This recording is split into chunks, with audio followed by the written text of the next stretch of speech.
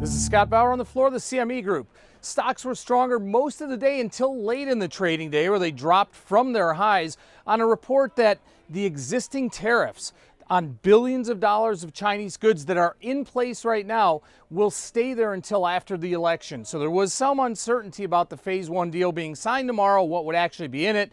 That news came out. Market didn't really like it. However, the market still closed near the flat line for the end of the day tomorrow, end of the day today, ahead of tomorrow's phase one signing. So that 25% tariff on the $250 billion of Chinese goods is going to stay in place. And, you know, it just really brings the question about what happens after phase one is signed.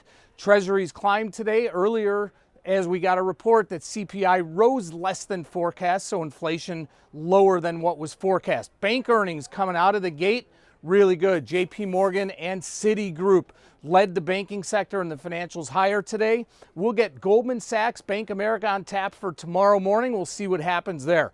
Expectations overall on corporate earnings, bit depressed. S&P 500 profits forecast to drop about 2% overall in Q4. Yesterday, ES options here at the CME traded about 357,000 total. 67% of them were puts.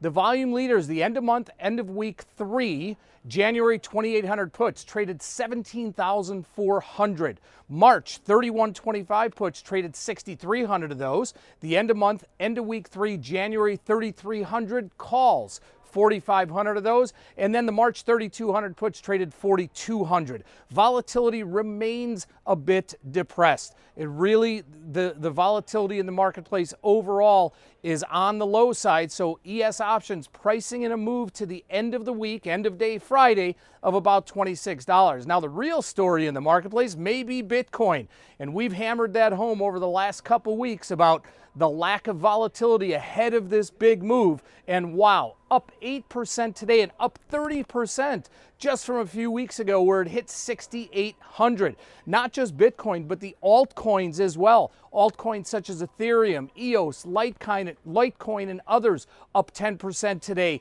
and more over that same stretch of time. CME volume, huge, over 13,000 Bitcoin futures contracts trading today. And yesterday, Bitcoin options started trading here at the CME. Over $2.3 million of value traded yesterday in Bitcoin options here. And a great thing to entice people to start trading them, exchange fees on the Bitcoin options are reduced 50% until February 29th. Scott Bauer on the floor of the CME Group.